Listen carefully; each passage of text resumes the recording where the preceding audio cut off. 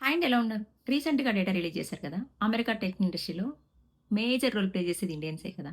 అంటే ఐటీ రంగంలో గాని, ఎంప్లాయీస్ కానీ, ఇంజినీర్స్ కానీ, డాక్టర్స్ కానీ, స్టార్టప్స్ కానీ, టాక్సెస్ కానీ, ఇన్నోవేషన్ గాని అన్నిట్లో ముందున్నారు కదా! మరి గ్రీన్ కార్డ్ నంబర్ ఎందుకు అలా ఉంది? నాకేంటంటే షాకింగ్‌గా అనిపించింది. గ్రీన్ కార్డ్ నంబర్ చూస్తే గనుక చాలా డౌటొస్తుందనమాట. ఇండియా బ్యాక్‌లాగ్‌లో ఉన్న వాళ్ళ ఫ్రస్ట్రేషన్ చూస్తే ఇప్పుడు అర్థమవుతుంది నాకు. ఎందుకంటే అదర్ కంట్రీస్‌తో పోలిస్తే లైక్ చైనా, క్యూబా, మెక్సికో ఆ కంట్రీస్‌తో పోలిస్తే ఇండియా నంబర్ చాలా తక్కువుందనమాట. అమెరికా డెవలప్ అవ్వడంలో ఇండియా మెయిన్ రోల్ ఉంటే అంటే ఎక్కువ సంఖ్యలో ఉంటే గనక గ్రీన్ కార్డ్ నంబర్ చూసుకుంటే గనుక చాలా తక్కువగా ఉందనమాట. ఒక్కోసారి ఏమనిపిస్తదంటే అసలు డిస్క్రిమినేషనా? సిస్టమ్ ప్రాబ్లమా? కోటా ఇష్యూనా? లేదంటే రీసెంట్ జరిగిన ఫ్రాడ్ కేసెసా? లేదంటే ఎక్స్‌ట్రా సెక్యూరిటీ చేస్తున్నారు కదా! బాగా రివ్యూ చేస్తున్నారు కదా! దాని ఎఫెక్టా? ఎందుకంటే ఇప్పుడు గ్రీన్ కార్డ్ అప్లై చేసిన వాళ్ళ సినారియో ఏంటంటే, అప్లై చేసేసారు. ఓకే. అయిపోయింది. జస్ట్ వెయిట్ చేయాలి మనం ఏం జరుగుతుందనేసి. బట్ అప్లై చేయాలనుకునే వాళ్ళు ఇంకా ఫ్యూచర్‌లో హెచ్1, ఎఫ్1, ఎల్1 హెచ్4 లాంటి వాళ్ళ సిట్యుయేషన్ ఆ ఫ్యామిలీస్ అందరికైతే ఒక క్లారిటీ రావాలి. ఏం జరుగుతుందనేసి. దాని గురించి మాట్లాడుకుందాం. పాయింట్‌కెళ్తే చాలా మంది కన్‌ఫ్యూజ్ అవుతున్నారు. 3,50,000 గ్రీన్ కార్డ్‌లు మాత్రమే ఇచ్చిందా? అంటే ఇది టోటల్ ఇయర్ డేటానా అని చెప్పేసి. ఇక్కడ మీకు క్లారిటీగా అర్థం కావాలి అనంటే America every year 1,000,000 green card issue చేస్తదనమాట. ఇప్పుడు 3,50,000 గ్రీన్ కార్డ్‌లు మాత్రమే ఇచ్చిందా? అది టోటల్ ఇయర్ డేటా కాదనమాట. కాబట్టి డైరెక్ట్‌గా మనం ఏంటంటే 1,000,000 గ్రీన్ కార్డ్స్ నుంచి 3,50,000 గ్రీన్ కార్డ్‌లు పడిపోయాయని చెప్పడం కాదు. కరెక్ట్ స్టేట్‌మెంట్ ఏంటంటే ఫిజికల్ ఇయర్ 2025లో మనకి అక్టోబర్, నవంబర్, డిసెంబర్‌లో ఇష్యూడ్ గ్రీన్ కార్డ్ సంఖ్య అనమాట అది. ఆ నంబర్‌లో మన ఇండియన్స్‌ది గాని, ఇండియన్స్ బ్యాక్‌లాగ్‌లో గాని చూస్తే గనక ఎంత సీరియస్‌గా ఉందనేది తెలుస్తది. కాకపోతే ఏందంటే ఇది సీరియస్ డిస్టింక్షన్ అనమాట. ఇమిగ్రేషన్ ఇన్ఫర్మేషన్‌కొచ్చేసరికి ఒక చిన్న నెగెటివ్ పాయింట్ కూడా పానిక్ క్రియేట్ చేస్తది. బట్ మన గోల్ ఏంటంటే పానిక్ క్రియేట్ చేయడం కాదు. ఇచ్చిన డేటా మీద అవేర్‌నెస్ అండ్ క్లారిటీ క్రియేట్ చేయడం అనమాట. సెకండ్ థింగ్ ఏందంటే చాలా మంది ఇండియన్స్ షాక్ అవుతున్నారు గదా! మనమేమో అన్ని రంగాల్లో ముందర చూపిస్తున్నాము. కాంట్రిబ్యూషన్ చేస్తున్నాము. కంపెనీస్ రన్ చేస్తున్నాము. టాక్సెస్ కడుతున్నాము. ఇన్నోవేషన్ పార్టిసిపేట్ చేస్తున్నాము. అన్ని రంగాల్లో ఐటీ, హెల్త్ కేర్, ఇంజినీర్స్ కొంతమంది కంపెనీస్ కూడా రన్ చేస్తున్నారు. టాక్సెస్ కడుతున్నాము. అన్నీ చేసినా కూడా గ్రీన్ కార్డ్స్ నంబర్‌కొచ్చేసరికి మనకెందుకు తక్కువొస్తుంది? అసలు మనకెందుకు ఆ నంబర్ తక్కువ చూపిస్తుందంటే గనక నాకు అర్థమైందేంటంటే సింపుల్ ఆన్సర్. మన కాంట్రిబ్యూషన్ తక్కువ కాబట్టి కాదు. యూఎస్ ఇమిగ్రేషన్ సిస్టమ్ ఔట్‌డేటెడ్ కాబట్టి. ఇక్కడ మన వాల్యూ కాదు. Problem system structure and third one వచ్చి చాలా ఇంపార్టెంట్. గ్రీన్ కార్డ్ సిస్టమ్‌లోనే ఒక ఇంపార్టెంట్ రూల్ ఉంది. అందరికీ తెలుసది. Per country cap. అంటే ఒక కంట్రీకి ఇన్ని గ్రీన్ కార్డ్స్ అని లిమిటెడ్ ఉంటాయన్నమాట. అంతేగాని ఆ కంట్రీ నుంచి డిమాండ్ ఎక్కువుందని చెప్పి అన్‌లిమిటెడ్ ఇవ్వరన్నమాట. సో, మెయిన్ ఏంటంటే ఇండియా నుంచి డిమాండ్ ఎక్కువుంది. చైనా నుంచి ఎక్కువ డిమాండ్ ఉంది. మెక్సికో, ఫిలిప్పీన్స్ లాంటి కొన్ని కేటగరీస్‌లో ఓవర్ సబ్‌స్క్రైబ్డ్ అన్నమాట. మనకేంటంటే ఇండియా నుంచి లాక్స్ ఆఫ్ పీపుల్ వెయిట్ చేస్తున్నా కూడా కోటా చూస్తే చిన్నదన్నమాట. వరల్డ్ వైడ్ చూసుకుంటే 1,40,000 రేంజ్ ఉంటాయి. దాంట్లో ఈబీ1, ఈబీ2, ఈబీ3, ఈబీ4, ఈబీ5 ఇవన్నీ షేర్ చేసుకోవాలి. మెయిన్ ఏంటంటే, మన ఇండియన్స్ బ్యాక్‌లాగ్స్ కంటే గూడా డెకేడ్ అని చెప్పొచ్చనమాట. మనం ఇయర్స్ వెయిట్ చేస్తున్నా గూడా మీకింకా క్లియర్‌గా చెప్పాలంటే, ఈ థియేటర్‌లో ఒక 100 సీట్స్ ఉన్నాయండి. ఇండియా నుంచి 10,000 మందొచ్చారు. చైనా నుంచి 5,000 మంది. మెక్సికో నుంచి అట్లా వచ్చారు. మనం 10,000 మంది వచ్చాం కదా! అని చెప్పేసి 50 సీట్లల్లో కూడా ఉండదు. ఏ కంట్రీకి ఎన్ని ఇవ్వాలో అన్నీ ఉంటాయి. యాన్యువల్ ఇయర్‌గా కార్డ్స్ లిమిటెడ్ ఉంటాయన్నమాట. సో, దాని ప్రకారం ఎగ్జాక్ట్‌లీ ఇదే జరుగుతుందన్నమాట. అందుకే మనకి వెయిటింగ్ పీరియడ్ చాలా ఎక్కువ ఎందుకంటారంటే ఇందుకే. ఫోర్త్ వన్ వచ్చేసి పర్టిక్యులర్‌గా ఇండియన్స్ ఈబీ2, ఈబీ3 ఈ పెయిన్ అనేది అంటే ఈ బ్యాక్‌లాగ్ పెయిన్ అనేది చాలా ఉంటదనమాట. ఎందుకంటే హెచ్1బీ ఫ్యామిలీ చూసుకుంటే మోస్ట్ ఫెమిలియర్ ఈబీ2, ఈబీ3. ఈబీ2 అంటే గనుక అడ్వాన్స్డ్ డిగ్రీ. ఈబీ3 అంటే గనుక స్కిల్డ్ వర్కర్స్, ప్రొఫెషనల్స్ అనమాట. చాలా మంది 10 ఇయర్స్, 15 ఇయర్స్, 20 ఇయర్స్ వెయిట్ చేస్తారనమాట. మనకి ఎక్కడ వెయిటింగ్ ఎక్కువ టైమ్ అంటే గనుక ఈ ఈబీ2, ఈబీ3 కేటగరీలోనే. ఇంకా కొంతమంది పిల్లలు ఇక్కడే వచ్చేస్తారు. వాళ్ళ పేరెంట్స్ ఏదో ఒక టెన్షన్ ఉంటది. కొంతమంది హెచ్1 మీద వెయిట్ చేస్తారు. వారి పిల్లలకి ఫ్యామిలీ సర్టెనిటీ ఉండదు. కొంతమంది ఏందంటే ఆల్మోస్ట్ I-140 వెయిట్ అయిపోతది. I-140 అయిపోయిన తర్వాత ఇంతకుముందు ఒక 10, 15 ఇయర్స్‌కొచ్చేది. ఇప్పుడేంటంటే ఇయర్స్‌తో అని కాదు. ఈ డెకేడ్ అయిపోతుందనమాట. సో, దానివల్ల ఏం జరుగుతుందంటే ఇక్కడ ఇల్లు కొనాలా? పిల్లల్ని స్టడీ కంటిన్యూ చేపిచ్చాలా? నెక్స్ట్ ఫ్యూచర్ ప్లాన్ ఏంటంటే గనక ప్రాపర్‌గా డిసైడ్ చేసుకోలేని సిట్యుయేషన్ వచ్చిందనమాట ఇది. ఇండియాకి ట్రావెల్ చేయాలా? అంటే ప్రియారిటీ డేట్, కరెంట్ డేట్ ఎప్పుడవుతుంది? Every month visa bulletin news చూస్తా ఉండాలా? చాలా వరకేంటంటే మనకి ఇండియన్స్‌కి గ్రీన్ కార్డ్ అనేసరికి ఒక ఎమోషన్‌గా ఫీల్ అవుతున్నారు. ఇంతకుముందు ఇండియన్స్‌కి గ్రీన్ కార్డ్ అనేది ఎమోషన్. బట్ ఇప్పుడు హెచ్1బీ ఫ్యామిలీనన్నా గూడా ఒక ఎమోషన్ లాగా అయిపోయిందనమాట సిట్యుయేషన్. ఫిఫ్త్ వన్ ఏంటంటే చాలా ఇంపార్టెంట్. ఎంప్లాయ్‌మెంట్ బేస్డ్ గ్రీన్ కార్డ్‌లో ఎందుకు అంత వెయిటింగ్ పీరియడ్ ఉంటదంటే గనక, మనకి ఈ ఎంప్లాయ్‌మెంట్ బేస్డ్ గ్రీన్ కార్డ్ చూసుకుంటే గనక, ఫ్యామిలీ మెంబర్స్ కూడా కౌంట్ అవుతారనమాట. మీకు ఇంకా క్లియర్‌గా చెప్పాలంటే ఎగ్జాంపుల్‌కి వాళ్ళ ఒక ఎంప్లాయీ ఉన్నారనుకోండి. వాళ్ళ స్పౌస్, వాళ్ళ కిడ్స్ కూడా అదే కోటా నుంచి కౌంట్ అవుతారనమాట. ఇంకా క్లియర్‌గా చెప్పాలంటే ఒక హెచ్1బీ ఫ్యామిలీ గ్రీన్ కార్డ్‌కి అప్రూవ్ అయ్యారనుకోండి. మా హస్బెండ్, నేను, నాతో పాటు ఇద్దరు పిల్లలు కూడా సేమ్ అదే కోటా నుంచి మనకి కౌంట్ అవుతారు కాబట్టి, ఇప్పుడు 40,000 గ్రీన్ కార్డ్స్ ఉన్నాయనుకోండి. 40,000 green cards equal to 40,000 employees అని మనం అజ్యూమ్ చేయకూడదు.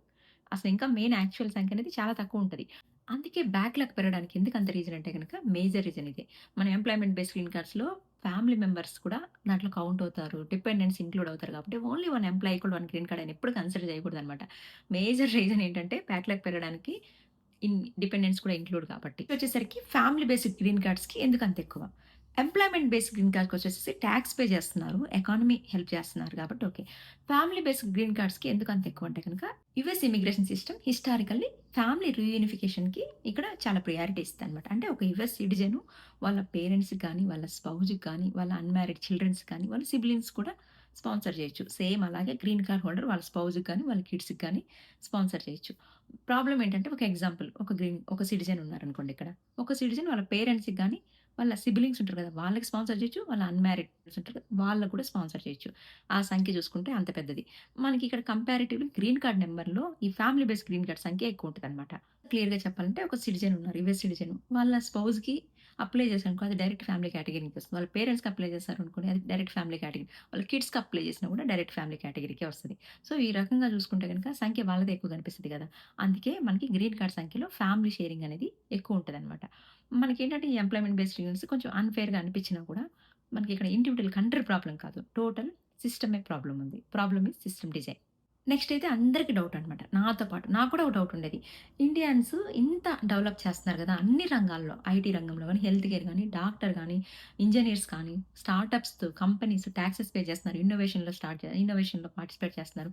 ఇన్నిట్లో ముందరున్నారు గదా! ఇంత కాంట్రిబ్యూషన్ చేస్తున్నారు గదా! ఇంత ఎకానమీ క్రియేట్ చేస్తున్నారు గదా! మరి మనకెందుకు అంత తక్కువ అని జెప్పేసి. బట్ లాజికల్‌గా ఏంటంటే మనకి అమెరికా ఇమిగ్రేషన్ సిస్టమ్ అనేది మన కాంట్రిబ్యూషన్ మీద వర్క్ అవ్వదనమాట. మనం అలా వర్క్ అవుతే ఇండియన్స్‌కి చాలా ఎక్కువ ఇస్తారనమాట. కాంట్రిబ్యూషన్ క్రియేట్ చేసిన వాళ్ళకి ఇవ్వాలి అంటే గనుక ఇండియన్స్‌కి చాలా గ్రీన్ కార్డ్స్ ఇవ్వాలి. బట్ ఇదేంటంటే ఇది కోటా సిస్టమ్ మీద రన్ అవుతుందనమాట. అందుకే ఇక్కడ చాలా మంది ఎందుకు ఫ్రస్ట్రేట్ అవుతున్నారనక హై స్కిల్డ్ వర్కర్స్ కానీ, ప్రొఫెషనల్స్ కానీ ఎందుకు అంటే గనుక ఇంత వెయిటింగ్ టైమ్ ఉంటది. ఒక హెచ్-1బీ వరకు 10 ఇయర్స్, 15 ఇయర్స్ మనకి టాక్సెస్ పే చేసినా కూడా ప్రియారిటీ డేట్ అనేది కరెక్ట్ డేట్ అవ్వకపోతే మనకి ఆ గ్రీన్ కార్డ్ అప్రూవ్ అవ్వదు. సో, ఒప్పుకోవాల్సిందే. కొన్ని హార్ష్ రియాలిటీని మనం ఒప్పుకోవాల్సిందే. సిస్టమ్ అయితే ఇది. నెక్స్ట్ వచ్చేసి సోషల్ మీడియాలో డిస్కషన్ జరుగుతుంది. రీసెంట్‌గా గ్రీన్ కార్డ్ గురించి చాలా అప్డేట్స్ వచ్చాయి. గ్రీన్ కార్డ్ ఎవరైతే కావాలో వాళ్ళు ఇండియాకెళ్ళి కౌన్సిల్ ప్రాసెస్‌లో అప్లై చేయమని చెప్పారు. మళ్ళీ అది కాదు అప్డేట్ ఏంటంటే కొంచెం కేస్ బై కేస్ కొంచెం రివ్యూ స్ట్రిక్ట్‌గా ఉంటది. హెచ్-1బీ వాళ్ళది డ్యూయల్ ఇంటెంట్ వీసా. వాళ్ళు వర్క్ చేసే టెంపరరీ ఇంటెంట్ ఉండొచ్చు. గ్రీన్ కార్డ్ కూడా ఎలిజిబుల్ అని చెప్పేసి మళ్ళీ మనకి అప్డేట్ వచ్చింది. కాకపోతే ఏంటంటే ఇక్కడ ఈ ఫ్రాడ్ కేసెస్ ఉన్నాయి కదా! Fake job, fake consultancies, immigration issues మనకి కొన్ని కాలేజ్ ఇష్యూస్ జరుగుతున్నాయి కదా! ఇవన్నీ కూడా వీటన్నిటి వల్ల జెన్యూన్ క్యాండిడేట్ మీద అంటే జెన్యూన్ అప్లికేషన్స్ మీద ఏమన్నా రివ్యూ పడతదా అంటే గనక ఎగ్జాక్ట్‌లీ కంప్లీట్ అని చెప్పొద్దు మనం. మనమేంటంటే వాళ్ళు ఇంతకుముందు స్ట్రిక్ట్‌గా చూసారు. కాకపోతే ఇంకా కొంచెం స్ట్రిక్ట్‌నెస్ అనేది ఎక్కువ పెరుగుతుందనమాట. అంటే ఆర్ఎఫ్ఈలు పడొచ్చు. ఎక్స్‌ట్రా డాక్యుమెంట్స్ అడగొచ్చు. క్లయింట్ లెటర్‌లో point to point, pin to pin check చేసే అవకాశం ఉంది. దీనివల్ల ఏం జరుగుతుందంటే ఈ ఫ్రాడ్ కేసెస్ వల్ల ఒక లైన్‌లో చెప్పాలంటే ఫ్రాడ్ కేసెస్ వల్ల జెన్యూన్ క్యాండిడేట్స్‌కి, జెన్యూన్ అప్లికేషన్స్‌కి స్క్రూటినీ పెరిగే అవకాశం ఉందనమాట. అంతేగాని కంప్లీట్‌గా గ్రీన్ కార్డ్స్ ఈ ఫ్రాడ్ వల్ల తగ్గాయని చెప్పడానికి మనకు ప్రూఫ్ అయితే చూపించాలి. మెయిన్ ఏంటంటే స్క్రూటినీ అనేది పెరుగుతుందనమాట. కొంచెం స్ట్రిక్ట్ అనాలిసిస్ అనేది పెరుగుతుంది. అడ్మినిస్ట్రేషన్ సైడ్ అంతా కూడా కొంచెం స్ట్రిక్ట్‌నెస్ పెరుగుతదనమాట. సింపుల్ లైన్‌లో చెప్పాలంటే గ్రీన్ కార్డ్స్‌కి మెయిన్ బ్యాక్‌లాగ్ రీజన్ ఏంటంటే మన ఫ్రాడ్ అనేది కాదు. Per country cap. Limited employment based quota అనమాట. అంటే ఔట్‌డేట్ ఇమిగ్రేషన్‌లా. ఇంతే తప్పించి మనకి ఫ్రాడ్ వల్ల గ్రీన్ కార్డ్స్ తగ్గుతున్నాయని చెప్పలేము. ఎందుకంటే అది ఎలా ఎన్నున్నా గూడా పర్ కంట్రీ క్యాప్ అనేది పెట్టారు కాబట్టి, ఈ కంట్రీకి ఇన్నని చెప్పి లిమిటెడ్‌గా పెట్టారు కాబట్టి, అవి అంత మాత్రకే ఇవ్వగలం. దాంట్లో మనకి ఎక్కువ sharing family based green cards ఉన్నాయి. ఎంప్లాయ్‌మెంట్ బేస్డ్ గ్రీన్ కార్డ్స్ ఉన్నాయి. ఫైనల్‌గా నా అండర్‌స్టాండింగ్ ఏంటంటే, ఇండియన్స్‌కి గ్రీన్ కార్డ్స్ తక్కువ రావడం అనేది వాళ్ళ కాంట్రిబ్యూషన్ తక్కువ గాబట్టి కాదు. వాళ్ళ టాలెంట్ తక్కువ గాబట్టి కాదు. వాళ్ళ వాల్యూమ్ తక్కువ గాబట్టి కాదు. ఫైనల్ రీజన్ ఏంటంటే, ఔట్‌డేటెడ్ ఇమిగ్రేషన్‌ల. Per country cap. అంటే లిమిటెడ్ ఎంప్లాయ్‌మెంట్ బేస్డ్ నంబర్స్ అన్నమాట. థింగ్ ఏందంటే, మన డిపెండెంట్స్ ఎవరైతే ఉంటారో అదే కోటాలో కౌంట్ అవ్వడం అన్నమాట. చాలా మందేంటంటే వాళ్ళ ఫ్యామిలీ పర్సెప్షన్‌లో ఇది ఫ్యామిలీ ప్రాబ్లమ్ లాగా చూస్తుంటారు. ఫ్యామిలీ ప్రాబ్లమ్ కాదిది. Lack of Indian immigrant life planning problem అనమాట.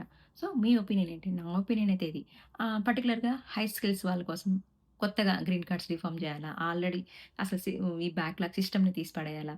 అంటే ఎట్లా? ఏమనుకుంటున్నారు? మీ ఒపీనియన్ కూడా నాకు చెప్పండి. అంతేగాని మనం పానిక్ అవ్వాల్సిన అవసరం లేదు. జస్ట్ ఫ్యాక్ట్స్ ఫాలో అయితే సరిపోతది.